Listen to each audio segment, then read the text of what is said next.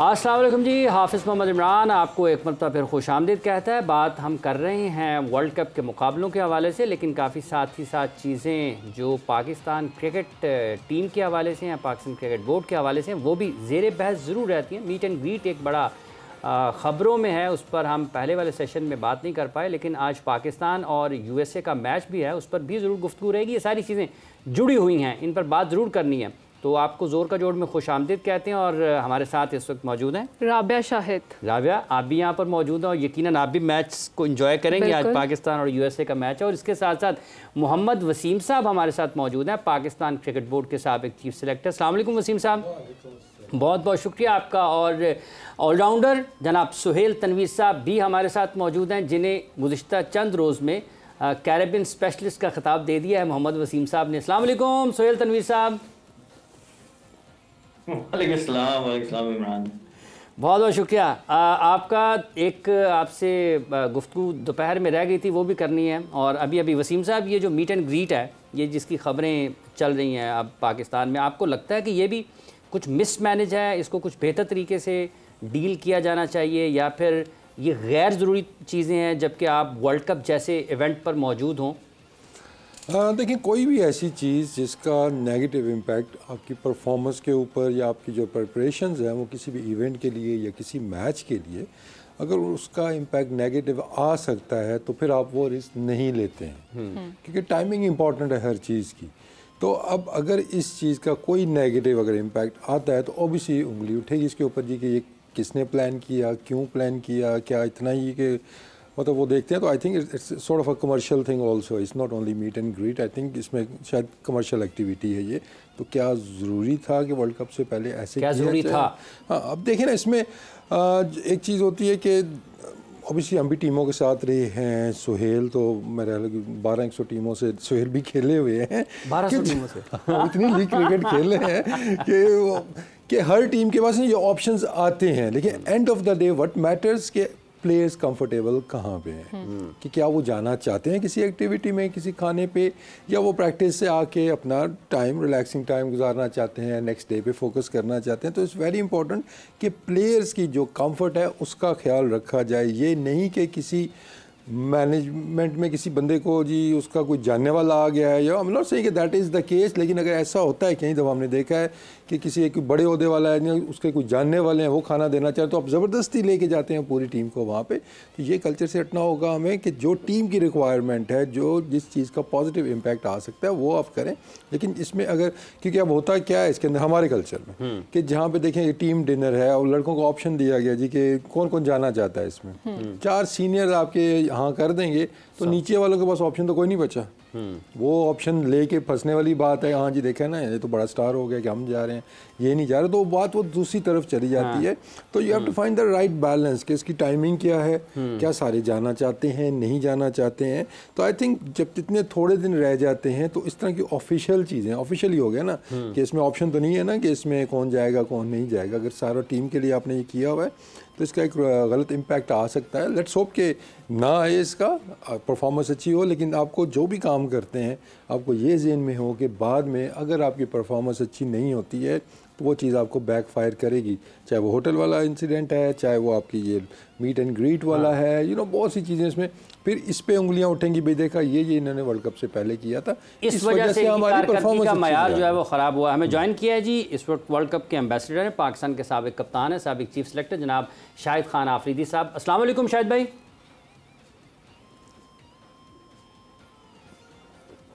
अस्सलाम वालेकुम। वालेकुम सलाम सबको।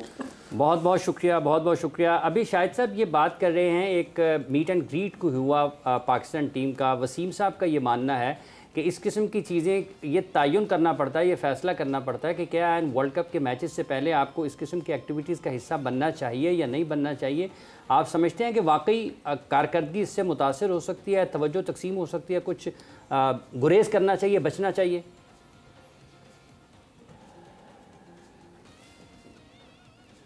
देखें इमरान, बात ये जो वसीम बात कर रहा हो बिल्कुल ठीक बात कर रहा है। मैं सेकंड करूंगा इसकी बात को, क्योंकि जब आपसे परफॉर्मेंसेस नहीं होती, अच्छा रिजल्ट नहीं आता, देन फिर यही सारी चीज़ें जो हैं वो लोग इन्हीं चीज़ों को सामने लेके आते हैं। हाँ, अगर आपने करना भी है, कोई ऐसी एक्टिविटी करनी है, एंड देन क्योंकि टीम डिनर्स वगैरह होते हैं मैच से पहले, आप उस पर प्लेयर्स गेट टुगेदर होते हैं, साथ चले जाते हैं, या कोई ऐसा जो कम्युनिटी जो यूएस के अंदर जो भी कोई चैरिटी ऑर्गेनाइजेशन या कोई कम्युनिटी का जो कोई काम अच्छा हो रहा हो, उस पे जाना चाहिए। मैं समझता हूँ किसी हॉस्पिटल पे विजिट कर लिया, किसी ऑर्फनेज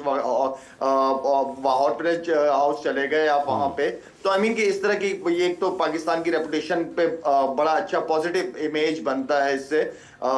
इवन के मैं समझता हूँ कि इस तरह की एक्टिविटीज में अपने आप को इन्वॉल्व करे तो ज्यादा बेहतर है। प्राइवेट डिनर्स वगैरह यही फिर बाद में, वही वसीम वाली बात से मैं एग्री करता हूँ, जब आप रिजल्ट नहीं आता फिर इस चीज को सामने रखा जाता है। ठीक है। अच्छा, कल मैच हुआ शाहिद साहब, इंडिया और आयरलैंड का। यकीनी तौर पर आपने उसमें कुछ देखा होगा। ये जो पिच है, इसको अभी वसीम साहब ने कहा कि डेंजरस है, तो लगे भी बॉल, आयरलैंड के बैटर्स को भी लगे, इंडिया के बैटर्स को भी लगे, 100 रन्स दोनों इनिंग्स में नहीं हुए हैं। तो आपको लगता है वाकई इस मैच को जब हम देखते हैं तो फिर यूँ कि यहाँ पर पाकिस्तान और इंडिया का भी मैच है, तो ये कहीं ना कहीं मिस मैनेज हो गया, ये डेंजरस पिच है, वाकई खिलाड़ियों के करियर को भी ख़तरा हो सकता है, कुछ सीरियस इंजरी भी हो सकती है?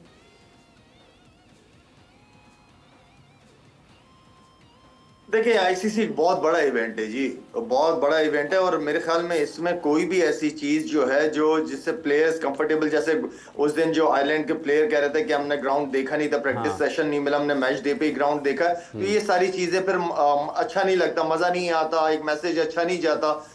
इतना बड़ा वर्ल्ड कप होने जा रहा है, और ठीक है, अमेरिका में फर्स्ट टाइम हो रहा है, हर चीज नहीं है, प्लेयर्स को अपने आप को एडजस्ट भी करना पड़ेगा, लेकिन पिचेस के ऊपर तो कॉम्प्रोमाइज नहीं हो सकता ना, कि पिचेस अनइवन बाउंस हो, और ठीक है टर्निंग ट्रैक्स हो या ग्रीन पिच हो, तो टीमों के लिए, दोनों के लिए बराबर होता है। लेकिन इस तरह की पिच जिसपे प्लेयर्स कंफर्टेबल फील ना कर रहे हो, या बॉल लग रहा हो, अनइवन बाउंस हो, तो वो फिर क्रिकेट शायकीन के लिए भी मजा नहीं हो, जो खेल रहे हैं उनके लिए भी फिर गेम अच्छा नहीं होता। तो उम्मीद करते हैं कि पाकिस्तान इंडिया का जो मैच हो उसके लिए अच्छी तैयारी की हो पिच के हवाले से इन्होंने, जिसपे अच्छी क्रिकेट देखने को मिले।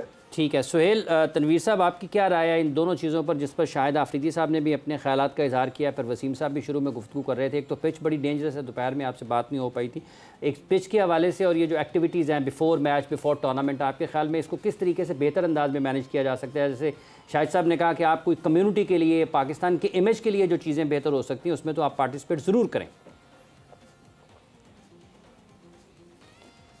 देखिए, टीम डिनर्स डेफिनेटली होते हैं, हमारे टाइम पे भी होते हैं, शायद भाई मौजूद थे उस टाइम पे, स्पेशली यूएई में बहुत ज़्यादा जब क्रिकेट होती थी, तो मैच से 1-2 दिन पहले यहाँ पे team dinner, official team dinner होता था, बट उसमें मेरा पॉइंट ऑफ व्यू है कि इसमें कोई कमर्शियल पॉइंट ऑफ व्यू नहीं होना चाहिए, एज लॉन्ग एज के there is no commercial activity. अभी जो हम बातें सोशल मीडिया पे देखी हैं, जो सुनी है कि जी वहाँ पे टिकट लगा हुआ था, ये नहीं होना चाहिए। अगर मीट एंड ग्रीट है तो वो कम्युनिटी मीट एंड ग्रीट होना चाहिए, एंड सेकेंडली ये ऑप्शनल होना चाहिए। आप अगर एज लॉन्ग एज के प्लेयर्स है कंफर्टेबल, जो जाना चाह रहा है वो चला जाए, जो नहीं जाना चाह रहा वो ना जाए, क्योंकि ये प्लेयर्स का स्पेयर टाइम होता है जिसमें वो किसी ने रिलैक्स, हर बंदे का रिलैक्स करने का अपना टाइम होता है, कोई बाहर घूम के रिलैक्स फील करते हैं, कोई अपने रूम में मी टाइम जो होता है उसको लेके, तो वो दे एंजॉय देमसेल्फ। तो हर इंडिविजुअल डिफरेंट होता है, तो प्लेयर्स का कंफर्ट देख के तो कोई भी डिसीजन जो है वो होना चाहिए, पर स्पेशली इसमें जो कमर्शियल पॉइंट है वो तो किसी भी सूरत नहीं आना चाहिए कि आप एक ऑफिशियल टूर के ऊपर हैं। आप ऑफिशियल टूर पे इस तरह की चीजें मेरे ख्याल में सूट नहीं करती हैं, और जब आपकी परफॉर्मेंस 19-20 होती है तो जिस कल्चर में हम रहते हैं उसमें डेफिनेटली फिर लोग इसी तरह की पॉइंट्स ढूंढ रहे होते हैं, वो फिर आपके ऊपर एसोसिएट होती हैं चीजें, and you have no answer for that. लेकिन लाला, इस तरह की मीटिंग्स थोड़ी रिस्की नहीं हो सकती? क्योंकि अगर इस तरह की मीटिंग्स में कोई नाखुशगवार वाकया हो जाता है तो अगले दिन परफॉर्मेंस पे भी तो फर्क पड़ सकता है। हाँ जी, बिल्कुल ठीक कहा आपने।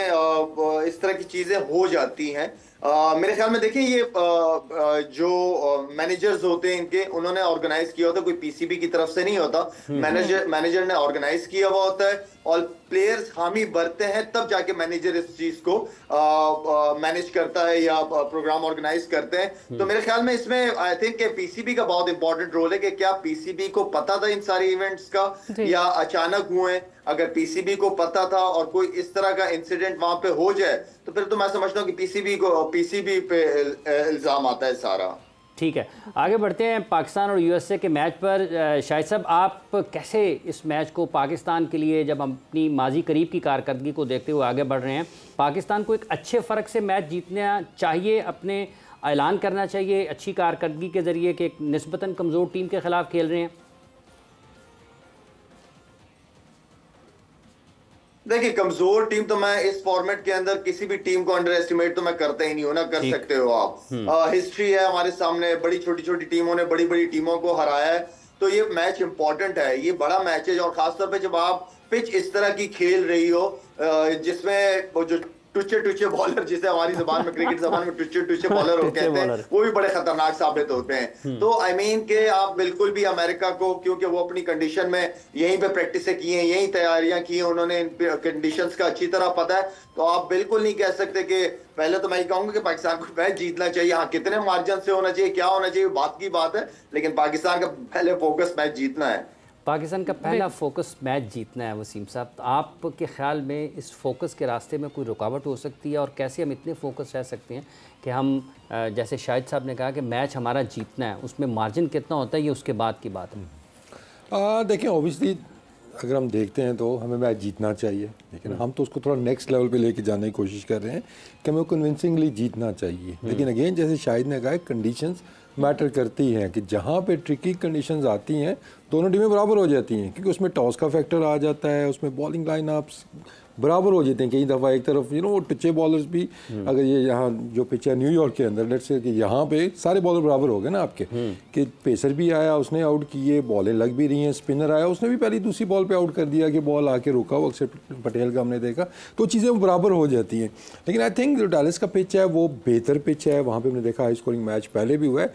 ईजी बाई नो मीन्स, मैं इस चीज़ पर तो वैसे भी एक आजकल की T20 क्रिकेट में इजी मैच तो आपका कोई नहीं रहा है, लेकिन हमें जो उस थोड़ा सा एक शेल है ना जो हमारा, कि हम हर मैच को थोड़ा ज़्यादा मुश्किल बना लेते हैं। ठीक है, आप उसको इजी नहीं लेते, आप पूरी प्रिपरेशन के साथ जाते हैं, पूरी प्लानिंग के साथ जाते हैं, लेकिन जो मेंटली तौर पे आप एक थोड़ा सा बैरियर आता है ना, कहीं हम हार ना जाएं, हमें उस बैरियर को तोड़ना होगा कि आपके सामने जब टीम इस तरह की आती है तो आप जीत की सिर्फ प्लानिंग करते हैं। अगर आपकी स्टार्टिंग लाइन होगी कि हम कहीं हार ना जाएं, और पास में मैंने देखा हुआ है ये इस तरह की प्लानिंग्स होती रही हैं, तो वो क्या होता है, आप एक मैसेज ग्रुप के अंदर जो देते हैं उसका एक्स्ट्रा प्रेशर आ जाता है। तो आपको अच्छी क्रिकेट खेलनी होगी।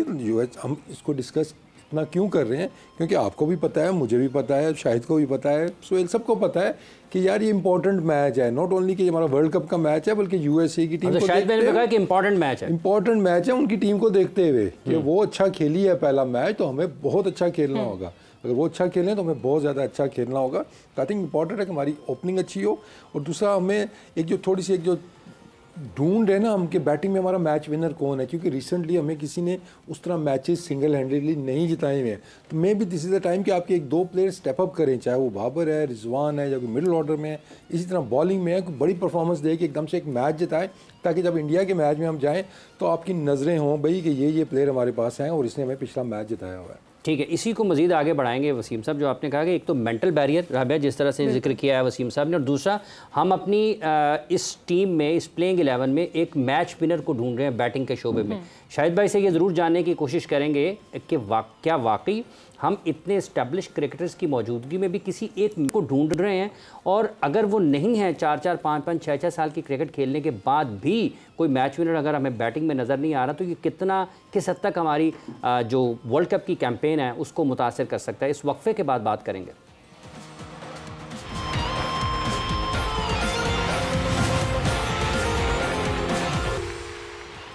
वेलकम बैक, एक दफ़ा फिर ज़ोर का जोर में आप सबको खुशामदीद। बहुत गुफ्तगू हो रही है, पाकिस्तान और यूएसए का मैच भी है आज, और जिस पर काफ़ी गुफ्तगू है कि आज हो क्या सकता है, कहीं खदशात तो नहीं है जहन में पाकिस्तान के खिलाड़ियों को। जो ब्रेक पे गए थे हम, तो एक मेंटल ब्लॉक की, मेंटल बैरियर की बात की थी वसीम साहब ने, शाहिद आफरीदी साहब पाकिस्तान के साबिक कप्तान भी हमारे साथ मौजूद हैं। ये इस मेंटल ब्लॉक को कैसे खिलाड़ी निकल सकते हैं? और दूसरा, शाहिद भाई ये बताएगा कि जैसे अभी वसीम साहब ने कहा कि हम इस टीम में अभी तक बैटिंग में किसी मैच विनर को ढूंढ रहे हैं, जिस वजह से थोड़ी सी कन्फ्यूजन है, शायद इस वजह से लोगों के जहन में कोई खदशा पैदा होता है कि पाकिस्तान कहीं हार ना जाए किसी कमज़ोर टीम से भी। तो क्या आपके ख्याल में रुकावट उसमें नज़र आती है कि क्यों हम इतने सारे एस्टैब्लिश क्रिकेटर्स की मौजूदगी में भी किसी मैच विनर को ढूंढ रहे हैं? देखिए, इस वक्त जो पाकिस्तान टीम है, अगर आप इनकी पास की परफॉर्मेंसेस देखें तो सब ने जीत में जो है वो अपना अपना हिस्सा डाला है। मतलब सब ने थोड़ा थोड़ा करके परफॉर्म करके एज अ टीम जीती है। मैच विनर अगर आप अकेले देखना चाहोगे तो मैच विनर आपको इसमें कोई नजर नहीं आएगा। मुझे अगर कोई नजर आता है मैच विनर, जो बहुत अच्छे से कहते हुए आ रहा हूँ, कि वो फखर जमान एक ऐसा प्लेयर नजर आता है जो आपके लिए मैच जितवा सकता है अकेले। बाकी पास की परफॉर्मेंसेस पे बिल्कुल वसीम बिल्कुल ठीक कह रहे हैं। एज अ टीम परफॉर्म किया है तो पाकिस्तान टीम जीती है, किसी इंडिविजुअल ने ऐसे कोई अलग से मैच नहीं जितवाया। लाला, अगर आज पाकिस्तानी टीम टॉस जीती है तो क्या उन्हें पहले बैटिंग करनी चाहिए या चेस की तरफ जाना चाहिए?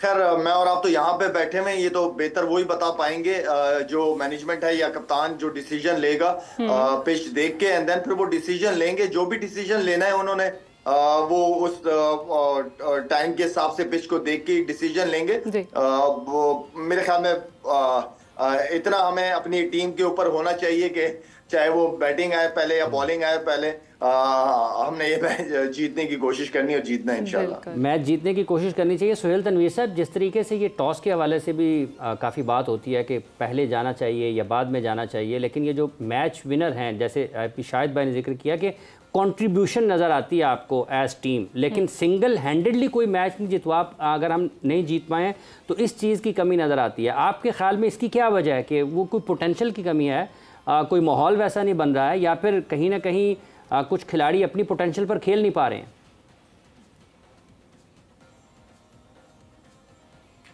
देखिए, पहले टॉस की बात, जैसे शाहिद भाई भी कह रहे थे, यहाँ बैठ के हम लोग नहीं जज कर सकते, क्योंकि आगे भी मैंने बात की थी कि 2-3 मैचेस हुए हैं और उसमें पिच का बिहेवियर डिफरेंट रहा है। एक हाई स्कोरिंग मैच रहा, एक मैच ऐसा हुआ जिसमें बहुत ज्यादा सीम मूवमेंट स्विंग हमें देखने को मिला।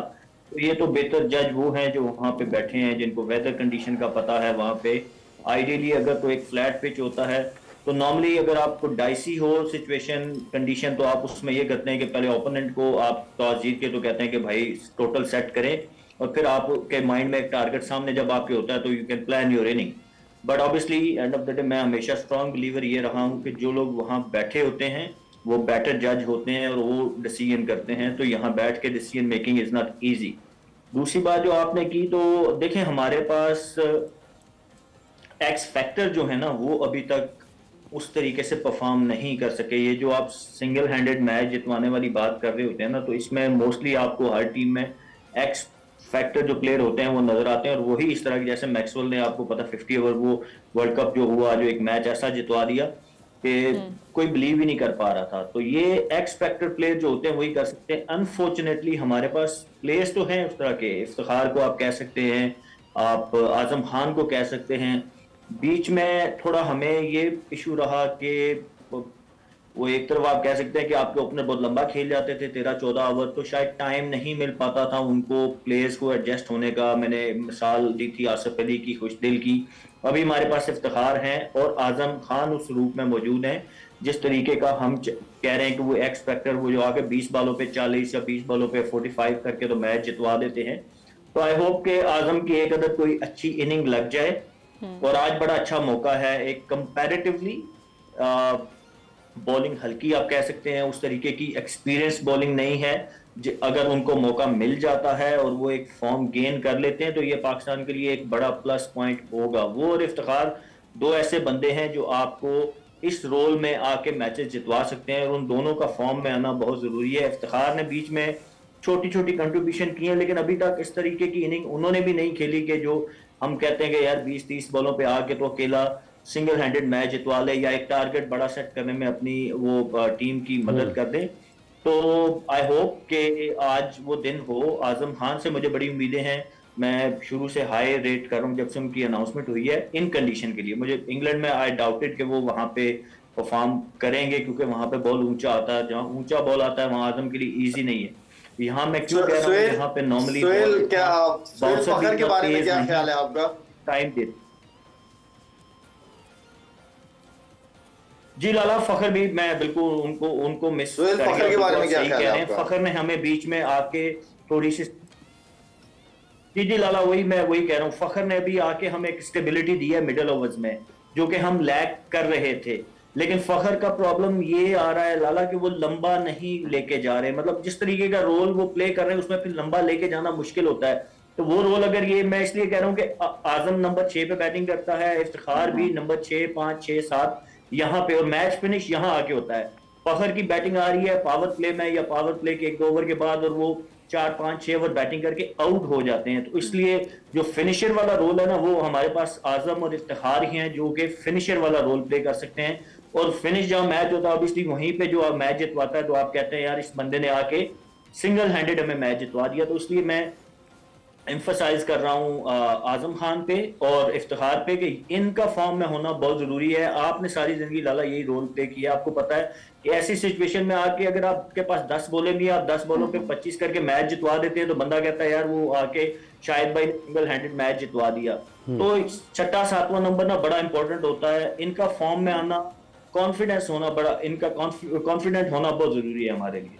ठीक, अच्छा शायद भी जैसे आप फखर के बारे में, ठीक है, मैं वसीम से एक सवाल करना चाह रहा हूँ। जी मैं वसीम से एक सवाल करना चाह रहा हूँ। वसीम, आप समझते हो कि फखर का जो नंबर है 4 नंबर, वो उसकी बैटिंग के हिसाब, जो उसका स्टाइल है, क्या वो ठीक है? उस जिस तरह सोहेल कह रहा है कि 6 ओवर के बाद उसकी बारी आती है, तो वो पोजीशन ठीक है फखर की? देखें, इसमें एक चीज़ तो क्लियर है कि हमारा एक प्लेयर जो आपको पिक कर सकता है ना एट द मोमेंट कि ये सिंगल हैंडल में मैच जिता सकता है, उसने जिताए हुए भी हैं पास्ट में, वो फखर जमान ही है, गेम चेंजर। चाहे आप वो दुबई वाला वर्ल्ड कप यूएई वाला उठा के देख लें, उसके अंदर जो ऑस्ट्रेलिया के अगेंस्ट उसकी इनिंग्स थी। अब देखें जो एक्स फैक्टर, या हम जो बात करें ना मैच विनर्स की, आप जिस भी टीम के अंदर देखेंगे कि नीचे कोई एक्स फैक्टर है, उसमें एक चीज़ आप कॉमन देखेंगे कि उनके टॉप पे भी एक एक्स फैक्टर होगा। उनके दोनों ओपनर्स एक जैसे नहीं खेल रहे होंगे। ऑस्ट्रेलिया का है तो डेविड वार्नर है वहाँ पे, साउथ अफ्रीका है क्विंटन डिकॉक आपको नज़र आएंगे, इंडिया का है रोहित शर्मा आपको नज़र आएंगे। तो वो एक एक्स फैक्टर जब ऊपर आएगा, नीचे ऑटोमेटिकली आपके बनते हैं कि वो ऊपर वाला अगर लंबा जाता है तो वो मैच जिता देगा आपको, अगर वो लंबा नहीं जाता तो फिर नीचे वालों को खुल के खेलने का मौका मिलता है।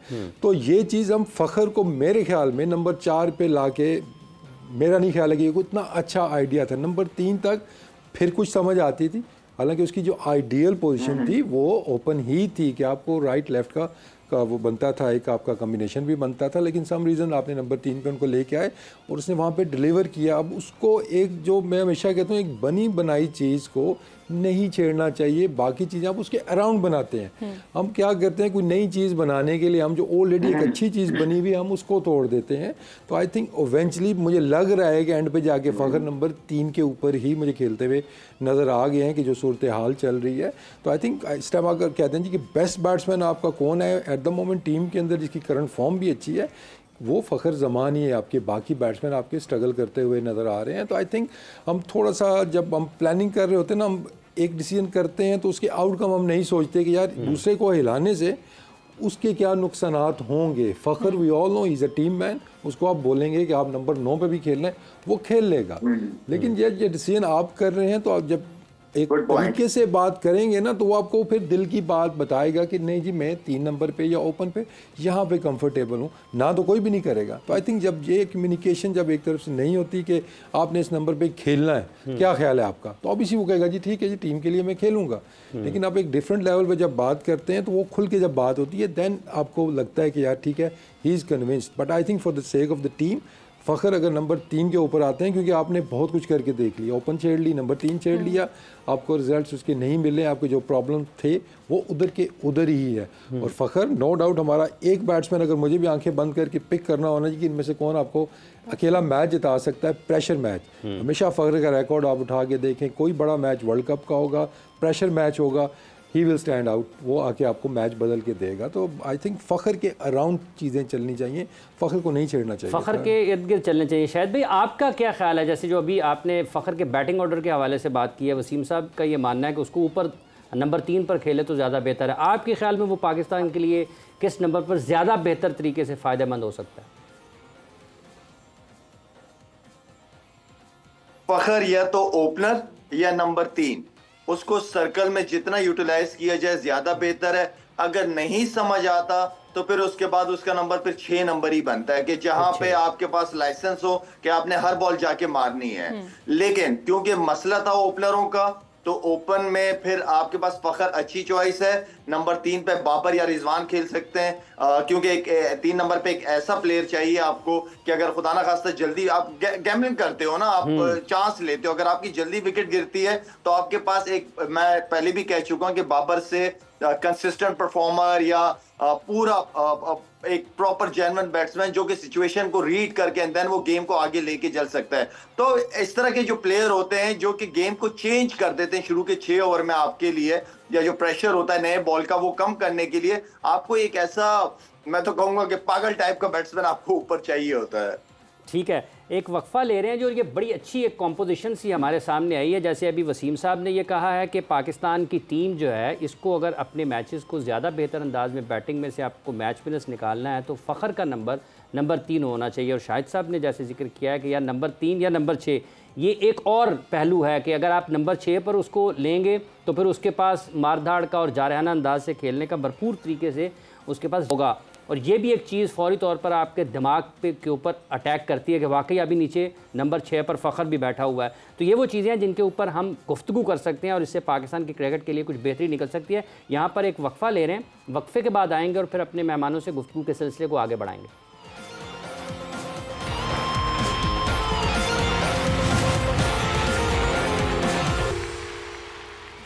जोड़ में आपको एक मरतबा फिर खुशामदीद कह रहे हैं। बात हम कर रहे हैं क्रिकेट वर्ल्ड कप T20 2024 के हवाले से। यहाँ पर आज पाकिस्तान और USA के माबैन जो मैच खेला जाना है उस पर मुख्तलिफ जो फॉर्मेशन है, जो कॉम्बिनेशन पाकिस्तान का होना चाहिए, पाकिस्तान टीम को किन मसाइल का सामना हो सकता है, पाकिस्तान को USA के ख़िलाफ़ किस तरह की क्रिकेट खेलनी चाहिए और पाकिस्तान के खिलाड़ियों को इस मैच को कितनी अहमियत देते हुए अपनी 100% कारकर्दगी को देना चाहिए, इसी पर राबिया बात कर रहे हैं। बिल्कुल, ब्रेक से पहले हम बैटिंग ऑर्डर पर बात कर रहे थे। लाला ने कहा था कि फ़खर जमान को ओपनिंग करनी चाहिए, तो वसीम आपका क्या कहना है कि पाकिस्तान का ओपनिंग पेयर क्या होना चाहिए? क्या साइम को चांस मिलना चाहिए?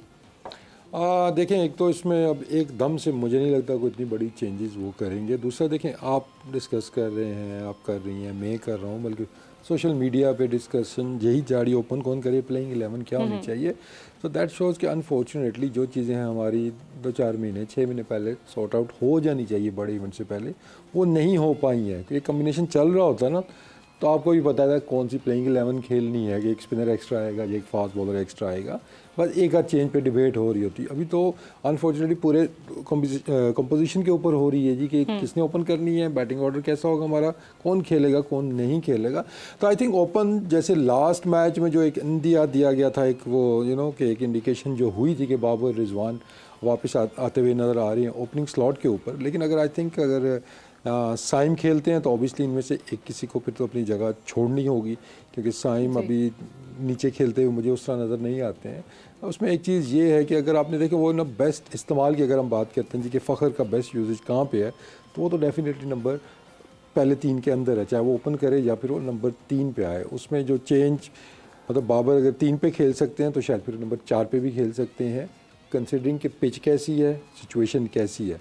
तो आई थिंक ये थोड़ा सा एक चैलेंज होगा पाकिस्तान के लिए। आई एम श्योर कि अभी तक उनके अभी भी शायद ये डिस्कशन चल रही हो। अगर रात को वैसे तो अमूमन एक दिन पहले आप टीम बना लेते हैं, तो आई थिंक मेरे ख्याल में बाबर और साइम और रिजवान ये 3 मुझे खेलते हुए ऊपर नज़र आ रहे हैं, क्योंकि मैं टीम में इसलिए डालूंगा साइम को कि आपको स्पिन का ऑप्शन है। टीम में डाल रहे हैं या फिर आप समझते हैं कि ये प्लेइंग 11 में हो सकते हैं पाकिस्तान की?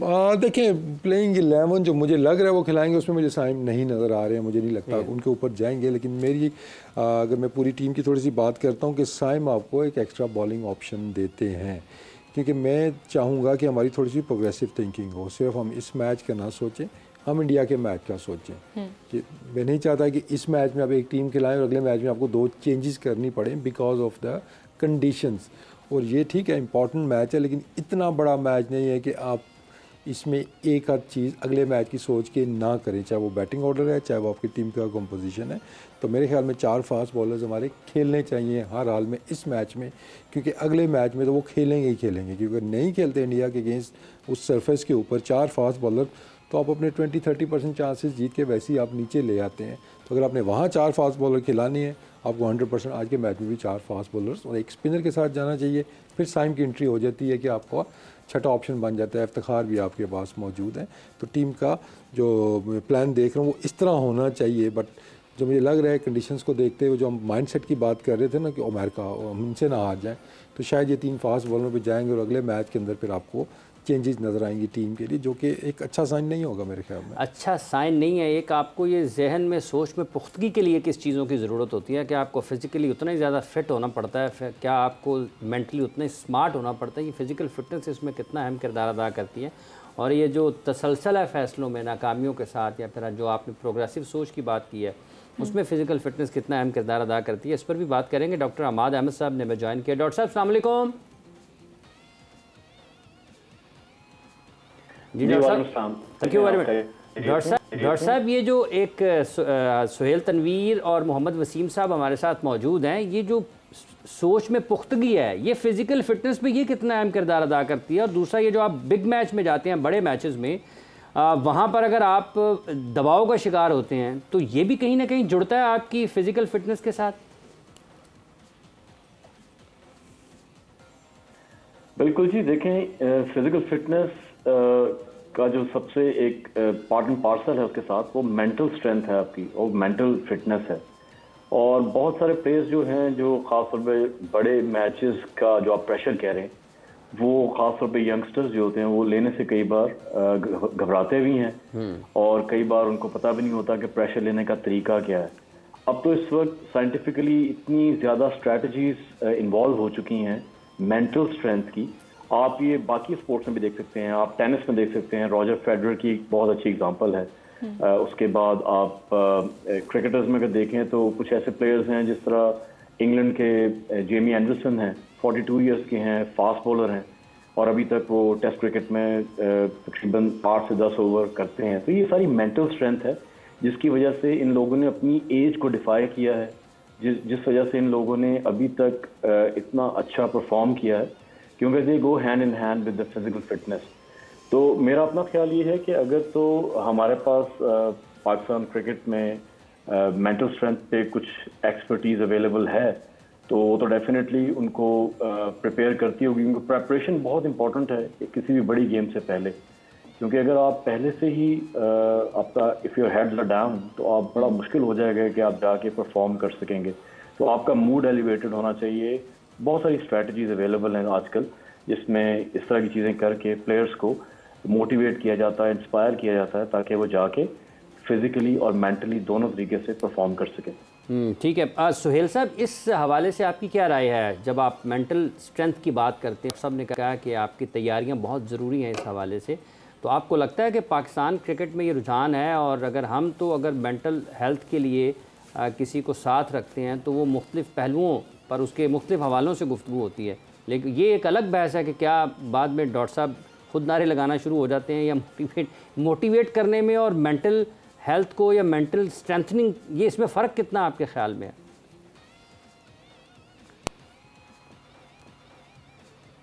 देखिए, आजकल मॉडर्न डे में, कल भी डॉक्टर साहब ने बात की थी, मॉडर्न डे में चीज़ें बहुत ज़्यादा चेंज हो गई हैं। अब आपको बहुत सारे एस्पेक्ट को देखना है। सिर्फ पहले बैक इन डेज क्रिकेट सिर्फ स्किल बेस्ड गेम थी, अब आपको इसको साइंटिफिक तरीके से लेके चलना पड़ता है। तो obviously it's demand of the day. आप कह सकते हैं कि आपको you need people around, but for me I think, जैसे डॉक्टर साहब ने जिमी एंडरसन की मिसाल दी ना, तो ये हर प्लेयर डिफरेंट होता है। आप खुद अपने आप को कहाँ देखते हैं, ये बड़ा मैटर करता है। जैसे अभी अगर ऑन द अदर हैंड हम आजम खान की फिर वो मिसाल आ जाती है, आई डोंट लाइक उसको डिस्कस करना बार बार, स्पेशली उसकी फिटनेस को, बट वो कंपैरिजन में आप देखें ना, तो आजम न्यू के उसको पिछले 4-5 साल में ये मैसेज बार बार कन्वे किया गया है कि यार you need to look after yourself. Obviously वो शान मसूद की तरह सुपर फिट नहीं बन सकते, बट ग्रेजुअली इंप्रूवमेंट आनी चाहिए थी। ऑन द अदर जिमी की बात करते हैं तो obviously playing test cricket at the age of 42, 43, it's not easy. तो क्या है कि वो यहाँ से तगड़े हैं। समटाइम मैंने कल बात की थी कि फास्ट बॉलर जो होते हैं वो नॉर्मली क्रिकेट अपनी most of the time Nicholls के साथ खेलते हैं।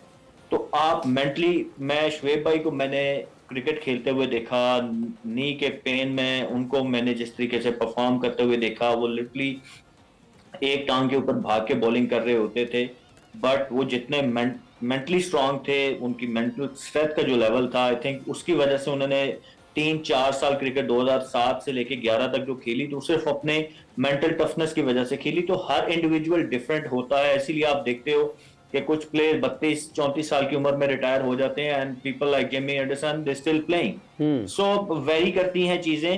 ऑब्वियसली अगर if you have people around जो कि इस चीज को समझते हों and they work with players, उनको उनकी मेंटल हेल्थ को लुक आफ्टर करें, क्योंकि बहुत सारे प्लेयर्स अभी जैसे हमारे कुछ प्लेयर आउट ऑफ फॉर्म है। आप शादाब की बात करें, उनके ऊपर अब तो सोशल मीडिया का क्रिटिसिज्म इतना ज्यादा और वो अल्टीमेटली आप तक पहुंचता है। तो शादाब, आई नो शादाब, आजम खान अभी किस फेज से गुजर रहे होंगे। तो अगर कोई उनके पास इस तरह अभी आई एम श्योर मैंने सुना था कि शायद एक बंदे को हायर किया गया है जो कि मेंटल हेल्थ को देखेंगे। तो जब आपको लुक आफ्टर करने के लिए कोई आपके पास बंदा हो तो इट डेफिनेटली हेल्प्स। अल्टीमेटली तो आपको इस चीज से बाहर क्या निकालती है, वो आपकी परफॉर्मेंस है। जब तक आप परफॉर्म नहीं करेंगे आप उस चीज से बाहर नहीं आएंगे। बट कहीं ना कहीं जाके मोटिवेशन देने वाला बंदा, अगर कोई डॉक्टर आपकी मेंटल हेल्थ लुक आफ्टर करने वाला है, तो आपको शायद उस फेज से बाहर निकलने में आसानी हो जाती है। तो ऑब्वियसली इन चीजों को हमने कल भी डिस्कस किया था कि हमें मेडिकल में हमें बहुत ज्यादा आगे जाने की जरूरत है। दुनिया बहुत आगे जा चुकी है इन चीजों में, वो जारी है, वो इंजरी असेसमेंट हो, इंजरी प्रिकॉशंस हैं। जब आपको प्लेयर्स को आपको आइडिया हो जाए, पहले ही पता होना चाहिए कि यार ये अभी रेड जोन में जा रहा है प्लेयर, तो आप इंजरी होने से पहले उसको जो है वो क्रिकेट खेलने से रोक लें। तो ये सारी चीजें हैं जो हमें इम्प्रूव करने की जरूरत है और आई होप के with the passage of time हम करेंगे। बिल्कुल। वसीम, अगर आपसे पूछें तो ये मेंटल ब्लॉक है क्या जिसकी वजह से हमारे प्लेयर्स परफॉर्म नहीं कर पाते हैं, खेल नहीं पाते हैं? जी डॉक्टर साहब। जी डॉक्टर साहब। जी मैं असल में इसमें ऐड करना चाह रहा था एक और चीज़, वो ये है कि जब किसी प्लेयर को इंजरी होती है तो उसके बाद भी मेंटल स्ट्रेंथ और मेंटल प्रेपरेशन एक बहुत बड़ा रोल प्ले करती है। बहुत सारे प्लेयर्स हैं जो इंजरी के बाद वापस रिकवर नहीं कर सकते क्योंकि उसमें उनको मेंटल स्ट्रेंथ की स्ट्रेटजीज या टेक्निक्स जो हैं वो उन पे अप्लाई नहीं की होती किसी ने। और आप अगर दुनिया क्रिकेट में भी देखें तो बहुत सारे प्लेयर्स ऐसे हैं जो बड़ा स्ट्रॉन्ग कम बैक करते हैं और वो सिर्फ इस वजह से करते हैं कि वो मेंटल स्ट्रेंथ इनकी जो होती है उस पर काम किया जाता है। फॉर एग्जाम्पल मैं थोड़ी सी एग्जाम्पल देता हूँ, अगर कोई बॉलर की कोई इंजरी हुई हो जिस वक्त वो भागते हुए जाते हैं, और जिस तरह फॉर एग्जांपल शाहीन अफरीदी की जब कुछ अर्सा पहले इंजरी हुई, मैं बिल्कुल कॉन्फिडेंस से कह सकता हूँ कि अगर शाहीन अफरीदी के लिए के साथ कोई मेंटल स्ट्रेंथ वाला आदमी हो, कोई ऐसा स्पोर्ट्स फिजिशियन या जो मेंटल एक्सपर्टीज दे सकता हो, तो जितनी बार वो भागते हैं उनका एक मेंटल ब्लॉक है जिसको वो क्रॉस नहीं कर सकते, उस बैरियर को क्रॉस नहीं कर सकते, और वो थोड़े से हेजिटेंट होते हैं कि मैं तेज भागूं कि ना भागूं, क्योंकि वो जो इंजरी का पूरा अमल होता है, जो प्रोसेस से गुजरे होते हैं, वो दोबारा से उनके दिमाग के अंदर रिफ्रेश हो जाता। इसलिए बड़ा ज़रूरी कि इस चीज़ को अनवाइंड किया जाए, उनके साथ बैठ के उन स्ट्रेटजी से बात की जाए जिस तरह से उनको ये इस मेंटल ब्लॉक से निकाला जाए। और भी बाकी प्लेयर्स जो इंजरी का सामना करते हैं उनके लिए बड़ा इंपॉर्टेंट है कि उनके लिए प्रॉपर एक रोल मॉडलिंग उनके साथ हो, उनके साथ पैप टॉक हो, उनके साथ इमेजरी हो। ये बहुत सारी टेक्निक्स हैं, साइंटिफिक टेक्निक्स जो हम यूज़ करते हैं। और मैं बड़े कॉन्फिडेंस से कह सकता हूँ कि अगर ऐसी चीज़ हम अपने पाकिस्तान प्लेयर्स में भी इम्प्लीमेंट करें तो हमारे जो लोग अभी भी स्ट्रगल कर रहे हैं इंजरीज के साथ, वो बहुत जल्दी वापस रिकवर कर सकते हैं। ठीक है डॉक्टर साहब, क्या यही वजह है कि शाहीन अपनी पेस को अभी तक मेंटेन नहीं कर पाए हैं? जी, मेरा तो ये बहुत अरसे से एक मेरा जो है आप समझ लें कि मैं I have been categorically talking about it कि ये शायद एक बहुत बड़ी वजह है कि शाहीन अभी तक अपनी जो प्रीवियस पेस थी बिफोर द इंजरी उसको अचीव नहीं कर सके, क्योंकि शायद अभी तक वो थोड़ा सा हेजिटेंट हैं, या उनके एक मेंटल एक ब्लॉक उनको लगा हुआ है जो सब कॉन्शियस में होता है आपके, वो आपको सामने वैसे पता नहीं लगता, वो आपके सब कॉन्शियस में है। जितनी बार वो भागते हैं, जितनी बार अपना वो रन अप शुरू करते हैं, उनको डर होता है कि कहीं मेरी दोबारा उसी जगह पे मेरी जो PCL की उनकी इंजरी हुई थी वो दोबारा ना हो जाए। तो ये एक बहुत बड़ा फैक्टर है जो शायद उनको इसमें ब्लॉक कर रहा है। ठीक है वसीम साहब, ये खासी जहनी सेहत के ऊपर गुफ्तगू रही है। पाकिस्तान और USA का मैच भी साथ ही साथ है, तो ऑस्ट्रेलिया भी जीत गया आज तो। बिल्कुल ऑस्ट्रेलिया देखें, एक बात अगर हम देखते हैं तो अगर वो जो एक्सपेक्ट उनसे कर रहे थे कि अच्छे मार्जिन से एक माइंडसेट, वो उन्होंने एक प्लेयर भी खिलाया, एक अपना स्टैब्लिश प्लेयर बिठा के आज नेथन एलिस शायद वो मैच खेले थे, 2 विकेटें भी ली हैं। तो देखें वो साथ में प्रोग्रेसिव थिंकिंग जो हम बात कर रहे हैं कि वो साथ साथ चीज़ें आगे के लिए भी देख रहे हैं। तो देखिए मेंटल स्ट्रेंथ की अगर हम बात करते हैं, टफनेस की बात करते हैं, तो टॉप पे आपको नज़र आता है ऑस्ट्रेलियन टीम। उनका एक ऑस्ट्रेलियन टीम का जो एक एटीट्यूड है खेलने का, जो इनका एक माइंड सेट है, वो बाकी टीमों से उनको बिल्कुल डिफरेंट लेवल के ऊपर लेके जाता है। वो वर्ल्ड कप सबसे ज़्यादा क्यों जीतते हैं कि उनको बड़े मैचेस जीतने आते हैं, उनको वर्ल्ड कप जीतने आते हैं, उनको फाइनल जीतने आते हैं। पाकिस्तान मतलब हमारी दुआ होती है कि हमारा नॉकआउट ऑस्ट्रेलिया के साथ ना आए, क्योंकि वो जहाँ पे भी आते हैं हम उनसे हार जाते हैं। वो नहीं, नॉट नेसेसरली कि हम वो स्किल्स के ऊपर हारे हैं, हम हारते मेंटल जो स्ट्रेंथ है उनकी, वहाँ का जो उनकी एक माइंड सेट है उसका फ़र्क आता है। और इसकी मिसाल दी जाती है कि ऑस्ट्रेलियन माइंड सेट होगा आप तो आप ज़्यादा अचीव करेंगे। तो ये एरिया एक ऐसा है कि जिसको इम्प्रूव करने की ज़रूरत है। देखिए कोचिंग में भी देखिए, अगर हम कोचेज़ की बात करते हैं, आधे से ज़्यादा हमारी जो जॉब है ना वो इन चीज़ों की है। हमने बैटिंग बॉलिंग नहीं सिखानी होती, उस वहाँ पे आपकी मैनेजमेंट काम आती है ज़्यादा, जो आपकी जो अपने प्लेयर्स को मोटिवेशन देनी है, जो उनके आपके कि प्लेयर टू प्लेयर वो वेरी करना है कि इससे मैंने परफॉर्मेंस कैसे लेनी है, इससे कैसे लेनी है। नॉट ओनली द नेट्स, जो उनसे आप रूटीन में बातचीत करते हैं, उनकी जो प्रेपरेशंस होती है मैचेस के लिए, कंपटीशन के लिए, तो इस part of the coaching job. हाँ, जो साथ में एक्स्ट्रा आपके हेल्प आती है, एक्सपर्टीज जो आती है, जिनका एक ही काम है, वो ऑलवेज आपकी हेल्प करती है। पाकिस्तान टीम के साथ अभी अटैच हुए हैं कोई फॉरेन, उन्होंने आई थिंक साइकोलॉजिस्ट हैं जो उनकी हेल्प कर रहे हैं पाकिस्तान टीम की। लेकिन अगेन मैं कहूँगा कि ये चीज़ें निचले लेवल से होनी चाहिए, कि सिर्फ ऊपर वो चीज़ नहीं, निचले जब होंगी तो वो लड़के ऊपर जाके फिर आपको ज़रूरत ही नहीं पड़नी है, क्योंकि वो प्रिपेयर्ड हो के आया वो लड़का। तो आज का मैच की जो बात है, देखिए उसमें माइंडसेट, ये चीज़ें देखिए जो आप बात कर रहे हैं कि वो शुरू कहाँ से होता है। शुरू आपकी जो पेप टॉक की हम बात कर रहे हैं ना, अगर कोच कहेगा वो हल्का नहीं लेना इस मैच को, हम कहीं हार ना जाए, वो जो स्टार्टिंग लाइन है ना, for me that is disturbing, कि आप शुरू बात हारने से करते हैं, कि बजाय कि हमने जीतना है और हमें अच्छे मार्जिन से जीतना है, हम बात शुरू उधर से जब करेंगे तो प्लेयर के ऊपर वो प्रेशर आना शुरू हो जाता है। एक और बड़ी अहम बात है जो आपने जिसका जिक्र किया है कि ये आपका गुफ्तगू हुआ शुरू वाली, वो बड़ा अहम किरदार अदा करती है। लेकिन अगर आप कहें तो एक वक्फा लेते हैं और फिर सर आप रुकने वाले तो हैं नहीं, मेरे क्या फर्क तो पड़ना नहीं। ले एक वक्फा ले रहे हैं जी नाज़रीन इकराम, वक्फे के बाद आएंगे और फिर अपने मेहमानों से गुफ्तगू के सिलसिले को आगे बढ़ाएंगे।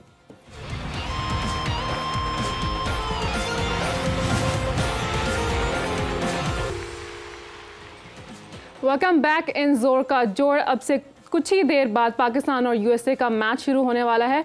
तो वसीम साहब, प्लेइंग 11 क्या होनी चाहिए आज के मैच के लिए? देखिए प्लेइंग 11 का जैसे मैं पहले बात कर रहा था कि मैं थोड़ा सा अगले मैच का भी सोचूंगा कि इंडिया का जो मैच है उसको भी मद्देनज़र रखते हुए आज की प्लेइंग 11 थोड़ा सा उस कंडीशंस को भी, तो I will definitely go with 4 fast bowlers. हालांकि शायद इस वेन्यू के ऊपर या जहाँ पे आज मैच है या अपोजिशन को देखते हुए आप जेन में आएगा कि 2 स्पिनर्स के साथ जाएंगे, USA वाले शायद स्पिन को इतना अच्छा ना खेलें, लेकिन मेरे ख्याल में हमारे फास्ट बॉलर्स भी उतने अच्छे हैं। तो I will go with 4 fast bowlers जो हमारे हैं, शाहीन है, हारिस है, नसीम है, और उसके बाद मोहम्मद आमिर है। उसके बाद एक स्पिनर की जहाँ बात आती है, I think you have to go with Shadab. तो उसके बाद जो एक चेंज जो मैं देख रहा हूँ, जो मेरे ख्याल में होनी चाहिए, कि ऑब्वियसली मोस्ट टीमें जो बनेंगी उनके अंदर आज़म खान आपको नज़र आएंगे, लेकिन जो न्यूयॉर्क की पिच के हालात देखे हैं, जो बाउंस देखा है वहाँ पे, इंडियन बॉलिंग लाइनअप देख रहा हूँ मैं, वहाँ पे मुझे आज़म खान सक्सेसफुल होते हुए नज़र नहीं आ रहे हैं। ऑल दो कि आज के मैच में मुझे नज़र आ रहा है कि he can be impact player, लेकिन बात फिर वही है कि हम अगले मैच का सोच रहे हैं कि नहीं सोच रहे हैं। तो इस वजह से मैं साइम अयूब को वापस लेके आऊँगा। एक तो जब आप एक स्पिनर के साथ जा रहे हैं जैन, तो आपके पास एक स्पिन का ऑप्शन भी आ जाता है कि अगर ज़रूरत पड़ती है सेकंड स्पिनर आपके पास मौजूद है, और थोड़ा सा वहाँ पे जो कंडीशंस होंगी मेरे ख्याल में वो आज़म से बेहतर होगा कि वो साइम, क्योंकि अभी जो डिबेट है वो इस बिटवीन आज़म, साइम एंड उस्मान के इन तीनों में से दो कौन से खेलने हैं। तो इस मैच के लिए और अगले मैच के लिए मैं उस्मान और साइम को पिक करूँगा, मैं आज़म को पिक नहीं करूँगा। और बाकी आपके यूजुअल जो नॉर्मल आपके रेगुलर खेलने वाले वही प्लेइंग 11 है मोहम्मद वसीम साहब की, वो इस वक्त आप अपने टेलीविजन स्क्रीन पर देख सकते हैं, जिसमें मोहम्मद वसीम साहब ने मुंतखब किए आज के 11 खिलाड़ी, मोहम्मद रिजवान, साइम अयूब, बाबर आज़म, उसके बाद फ़खर ज़मान, उस्मान ख़ान, इफ्तिखार अहमद, शादाब ख़ान, शाहीन शाह आफरीदी, मोहम्मद आमिर, नसीम शाह और हारिस रऊफ़। ये आज की प्लेइंग 11 का हिस्सा होंगे। ये प्लेइंग 11 होगी आज की मोहम्मद वसीम साहब। होंगे नहीं, ये होने चाहिए मेरे, ये होने चाहिए और मुझे पूरी उम्मीद है कि ये होगी नहीं। तो ये होगी नहीं होगी नहीं, ये होने चाहिए। तो ये प्लेइंग 11 है मोहम्मद वसीम साहब के ख्याल में जो पाकिस्तान को आज खिलानी चाहिए। सुहेल तनवीर साहब हमारे साथ हैं, सुहेल साहब से भी जानते हैं कि उनके ख्याल में उनकी प्लेइंग 11 क्या हो सकती है। सुहेल साहब आप सुन रहे हैं, प्लेइंग 11 ज़रा बताइएगा।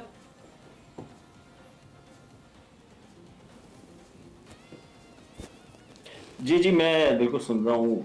प्लेइंग 11 मैं भी I'll go with 4 fast bowlers. Reason is कि यहाँ पे मुझे लग रहा है कि ग्राउंड बहुत छोटा है और स्पिनर्स को इतनी मुश्किल होता है छोटी ग्राउंड में स्पिनर्स के लिए बॉलिंग करना, और कोई इतना ज़्यादा टर्न भी हमें देखने को नहीं मिला है।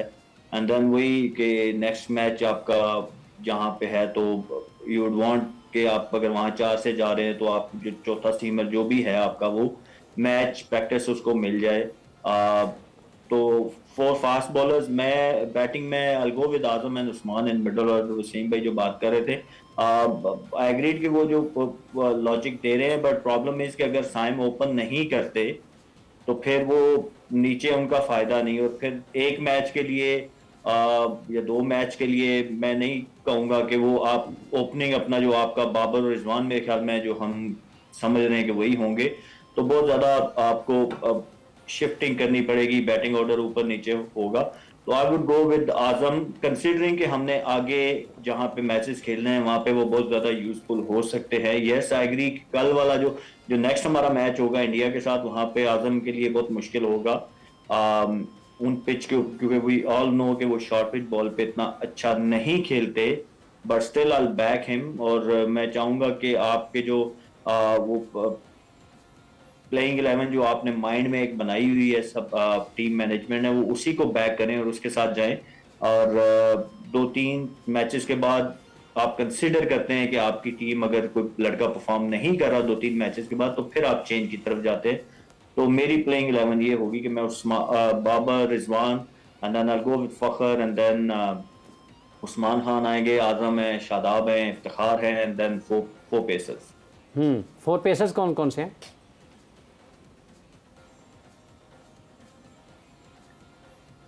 आमिर, शाहीन ऑब्वियसली, और हमारे पास अब्बास है, शाहीन है, हारिस है एंड नसीम शाह। अब ये डिबेट है कि नया बॉल के साथ अब्बास को देखें। अब्बास जब तक हारिस खेल रहा है, अब्बास और हारिस का सिमिलर रोल है। तो हारिस अगर आपका वो डेथ बॉलिंग और 6 ओवर के बाद वाली बॉलिंग जब तक हारिस खेल रहे हैं, तो अब्बास की उस रोल में जगह बनती नहीं। 4 पेसर में अब जो क्वेश्चन मार्क वो ये है कि नया बॉल कौन करेगा, आमिर करेगा शाहीन के साथ, या you would go with Naseem. तो ये एक मैनेजमेंट के लिए डिसीजन हो तो वो किसकी तरफ जाते हैं। प्लेइंग 11 क्या है राबिया? प्लेइंग 11 तो बताए ना जरा। सुहेल तनवीर साहब की जी प्लेइंग 11 है, जिसमें रिजवान है, आजम खान है, बाबर आजम है, फ़खर ज़मान है, उस्मान खान है, इफ्तिखार अहमद है, शादाब खान है, और शाहीन शाह अफरीदी भी हैं, मोहम्मद आमिर है, नसीम शाह है और हारिस रऊफ़ हैं। ये है जी प्लेइंग 11 आज के मैच के लिए सुहेल तनवीर साहब की। और एक प्लेइंग 11 मैंने भी बनाई है। आप ना बना दे तो मैं बनवानी थी आपसे। देखिए जी, मैंने भी बनाई है और बैटिंग ऑर्डर के हिसाब से बनाई है। चलाएं जी हाफिज़ साहब की तरफ। बाबर आजम, मोहम्मद रिजवान, उस्मान खान, इफ्तिखार अहमद, फ़खर ज़मान, आज़म खान, शादाब खान, नसीम शाह, हारिस रऊफ़, शाहीन अफरीदी, मोहम्मद आमिर। तो एक आधी प्लेयर डिफरेंट नजर आ रहा है। एक आध का ही फर्क होता है सिलेक्शन कमेटी में भी। हाफिज़ साहब आपने क्यों नहीं साइम अयूब को खिलाया? देखिए जी, साइम अयूब को इसलिए नहीं खिलाया कि उसको काफ़ी मैचेस मिल गए हुए हैं। पहली बात यह है कि उसको मजीद आप दबाव में डालने के बजाय पाकिस्तान को अपने सेट ओपनिंग पेयर के साथ, आज़म को भी मिल चुके हैं उतने अगर उसको मिल जाएंगे तो। लेकिन उसका ऊपर यह है कि जो उसकी जगह पर हैं वो कंपैरेटिवली, बल्कि अगर तनासुब के हिसाब से भी देखें, जो ऊपर आपकी ओपनिंग पेयर परफॉर्म कर रहा है उसकी कारकर्दगी मिडल ऑर्डर की निस्बत या साइम की या जो आज़म की बात करते हैं उसकी निस्बत वो बेहतर है। एक दूसरा ये है कि एक सेट ओपनिंग पेयर के साथ जब आप नंबर 3 पर उस्मान और इफ्तिखार के साथ जाते हैं, आपके पास एक ऑप्शन होगा कि नीचे फ़खर की मौजूदगी में और आज़म की मौजूदगी में आप बड़े शॉट्स की आपको ज़रूरत पड़ी तो आप एक फॉर्मेशन सी बन सकती है। लेकिन सेट ओपनिंग पेयर तो आपका नहीं है ना, वो आखिरी मैच में वापस लेके आए हैं, वो आपने हटा दिया था। हाँ। लेकिन इसमें जो आती है ना, इसमें सुहेल को भी ऐड करते हैं कि आई थिंक जो भी प्लेइंग 11 आज की बनती है, तो अनलेस के कोई कंडीशंस ऐसी आ जाएं कि जहाँ पे बिल्कुल ही आपको लगा कि चेंज करना ही करना है, we have to back our team. जो प्लेयर्स हैं स्पेशली बैटिंग के अंदर, कि लेट्स से कि आज़म को आज आप खिलाते हैं, उससे परफॉर्म नहीं होता और अगला मैच खेलता है जहाँ पे मोस्ट लाइकली हो सकता है कि उससे परफॉर्मेंस ना हो, तो आप एकदम से फिर डिस्कार्ड ना करें। यही होता है कि जब आप सेटल आपकी एक टीम जेन में होती है तो उसको आप प्रॉपर, जैसे भी सुहेल ने भी कहा कि आप 2, 3, 4 मैचेस देते हैं, ऑब्वियसली जब रिजल्ट्स भी ठीक आ रहे हो आपके तो फिर आप वो चांस देते हैं। ये नहीं कि एक मैच की परफॉर्मेंस पे या 2 मैचों की परफॉर्मेंस पे आप लड़कों को डिस्कार्ड करना शुरू कर दें, वो भी इतने बड़े इवेंट के अंदर। तो ये थोड़ी सी जो कंसिस्टेंसी है ना सिलेक्शन प्लेइंग 11 की, वो भी मैटर करेगी। लेकिन डिपेंड करता है कि कंडीशंस अगर ज़मीन आसमान का फ़र्क आता है देन इट मेक सेंस कि आप दो आप कर सकते हैं अगर कंडीशंस उसमें फ़र्क करती हैं। अच्छा सुहेल साहब, 2 मैचेस भी खेले गए, पीएनजी और युगांडा का, जिसमें आज युगांडा ने तो हरा दिया पीएनजी को, और दूसरा ऑस्ट्रेलिया ने जिसमें स्टोइनिस जो हैं वो आपको लगता है कि आने वाले दिनों में कुछ एंड्रू साइमंड वाला किरदार भी अदा कर सकते हैं शॉर्ट ऑफ फॉर्मेट में उनके लिए? नहीं, वो कर रहे हैं काफी टाइम से। पिछले आप देखें उनकी वाइट बॉल में स्पेशली परफॉर्मेंसेज, उनको डिफरेंट नंबर्स पे यूटिलाइज करते रहे हैं, और बॉलिंग में ही चिप्स इन, तो वो डेफिनेटली एंड्रू साइमंड वाला जो रोल है वो प्ले कर रहे हैं। कल भी आप ओमान ने पहले जो 10 ओवर थे, आप देखें कि 10 ओवरों में दे वर इन कंट्रोल, मतलब रन बॉल तकरीबन 8 ओवरों में मेरे ख्याल में 50 for 2 थे एंड देन 50 for 3 हो गए, मैक्सवेल भी आते ही आउट हो गए। तो वहां पे स्टोइनिस ने जिस तरीके की इनिंग खेली, वो ऑब्वियसली एक हेल्दी साइन है मिडिल ऑर्डर के पॉइंट ऑफ व्यू से स्पेशली, और उनका फॉर्म में होना इसलिए जरूरी है कि वो लंबी हिट मार सकते हैं, स्पिनर्स के अगेंस्ट बहुत अच्छा खेलते हैं, और स्पेशली वेस्ट इंडीज में उनके मैचेस हो रहे हैं और सुपर 8 भी वहीं पे होना है। तो जो स्पिनर्स के अगेंस्ट अच्छी क्रिकेट खेलने वाले प्लेयर्स हैं, आपके लिए उनका इन फॉर्म होना बहुत जरूरी है मिडिल ओवर्स, क्योंकि कैरेबियन में जो है वो वहां पे जब तक आप मिडिल ओवर्स में रन्स नहीं कर सकते, बड़ा मुश्किल होगा एक हेल्दी टोटल जो है वो सेट करना। तो स्टोइनिस की इनिंग मैंने देखी है, जिस तरीके से वो लॉन्ग लीवर उन्होंने यूज किया अगेंस्ट स्पिनर्स, आई थिंक के ऑस्ट्रेलिया के लिए बड़ा हेल्दी साइन है, and then he got 3 wickets as well. तो एक इस तरह का मैच विनिंग ऑलराउंडर आपके पास होना वो एक बहुत बड़ी ब्लेसिंग होती है किसी भी टीम के लिए। हमारे पास जब रजाक भाई और अजहर महमूद थे तो आपने देखा कि उन्होंने बैटिंग में कितने मैचेस जितवाए, बैटिंग नहीं करते थे तो बॉलिंग में आगे जितवा देते थे, कभी दोनों डिपार्टमेंट में आके चिप इन करते थे। तो इस तरह का ऑलराउंडर होना किसी भी टीम के लिए वो बहुत जरूरी होता है, आपके टीम बैलेंस के लिए। टीम बहुत बैलेंस बन जाती है।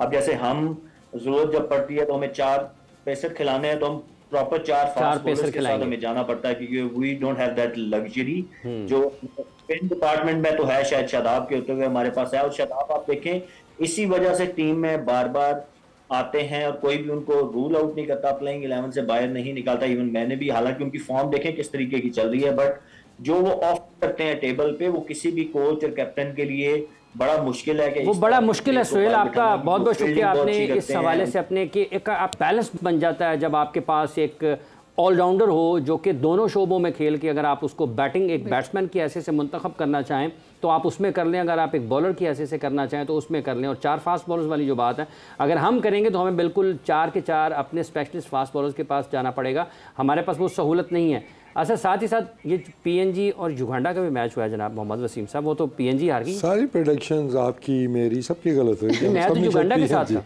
नहीं, सबने पीएनजी पिक किया था। वो भी चार्ट सामने आ जाएगा, पता चल जाएगा आपको। चार्ट में तो तब्दीली भी हो सकती है। हाँ, लेकिन अगर आप देखते हैं ना, उन्होंने बेहतर क्रिकेट खेली, वही हम बात कर रहे हैं कि ऑन अ डे जो भी टीम बेहतर खेलेगी तो ऑन पेपर जो उनकी टीमें नज़र आती है ना, उसमें ज़मीन आसमान का फ़र्क नज़र आता है। जैसे भी सुहेल ने जो मिसाल दी है कि सुबह पहले 8-9 ओवरों में लग नहीं रहा था कि ऑस्ट्रेलिया का मैच हो रहा है ओमान के साथ, वो कंट्रोल में नज़र आए और लग रहा था कि शायद ये कम रन ही बनेंगे, लेकिन वहीं पर एक्सपीरियंस और आपका जो होता है ना क्वालिटी प्लेयर जब स्टेप अप करते हैं, वही हमें डिफरेंस नज़र आया है। तो आई थिंक कंपटीशन के लिहाज से अच्छा है। अब डिबेट तो ऑब्वियसली ये चल रही है जी, कई लोगों को इतराज़ हो रहा है जी बहुत ज़्यादा मैचेस हो रहे हैं, हमारे पास इतना टाइम नहीं है। लेकिन आई थिंक अगर आप क्रिकेट की डेवलपमेंट देखते हैं कि ग्लोबलाइज करने के लिए या इन चीज़ों को, तो एक डिफरेंट एक फ्लेवर लेके आते हैं एसोसिएट मेंबर्स, और जिसका वो सबसे बड़ा फ्लेवर देख लें। आप भी नर्वस हैं, मैं भी नर्वस हूँ, बहुत सारे लोग नर्वस हैं आज के मैच को लेके। डॉक्टर साहब ज़रा मुख्तसर से बताइएगा, बिल्कुल हमारे पास बहुत कम वक्त है, आपके ख्याल में ये जो मोटिवेशन है, मोटिवेशनल स्पीकर या मोटिवेशन करना, किसी को मुतहर्रिक करने के लिए चंद अल्फाज की अदायगी, और मेंटल स्ट्रेंथ, ये दोनों कितना मुख्तलिफ हैं या नहीं है? ये तकरीबन दोनों चीजें जो है, एक प्रैक्टिकल है और एक थ्योरेटिकल है। तो बेसिकली तो दोनों को आपने एक चीज है जो आप थियरी में है और उसको आपने उसको फिर इम्प्लीमेंट करना, तो वो प्रैक्टिकल बन जाती। तो मेरा तो यही ख्याल है कि मेंटल स्ट्रेंथ और motivation they go hand in hand. दोनों चीजें जो हैं वो साथ ही साथ चलती हैं। दोनों चीज़ें प्लेयर के लिए बहुत ज़रूरी हैं। बहुत बहुत शुक्रिया आपका डॉक्टर अमाद साहब, आपने अपना वक्त दिया। जनाब मोहम्मद वसीम साहब, आप यहाँ, आपका बहुत बहुत शुक्रिया। और शो खत्म होने से पहले मेरे ख्याल में हमें प्रेडिक्शन तो लेनी चाहिए ना आज के मैच की। आज भी अगर आपको प्रेडिक्शन की जरूरत है तो फिर तो हाँ, तो कोई प्रेडिक्शन नहीं होनी चाहिए। कितना स्कोर होता है देख रहे हैं वसीम साहब? देखिए, अगर पाकिस्तान पहले बैटिंग करता है तो आई थिंक पाकिस्तान को 200 के अराउंड या इससे ऊपर रन करना होंगे, कंसिडरिंग कि वैसे ही पिच होता है, और नोइंग के यूएसए के बैट्समैन की जो स्किल्स हैं वो चेज 160-70 वो आराम से कर सकते हैं। तो हमें अपना ज़रा पार स्कोर ऊपर ही लेके जाना होगा। ठीक है, बहुत बहुत शुक्रिया वसीम साहब आपका, और सबसे ज़्यादा आपका शुक्रिया जो कि लोग इस वक्त हमें देख रहे थे। आप सब लोगों का बहुत बहुत शुक्रिया। प्रोग्राम का वक्त ख़त्म हो चाहता है। हाफिज़ मोहम्मद इमरान और राबिया शाहिद को इजाज़त दें। आपसे कल दोबारा मुलाकात होगी। अपना बहुत सा ख्याल रखें। अल्लाह हाफिज़।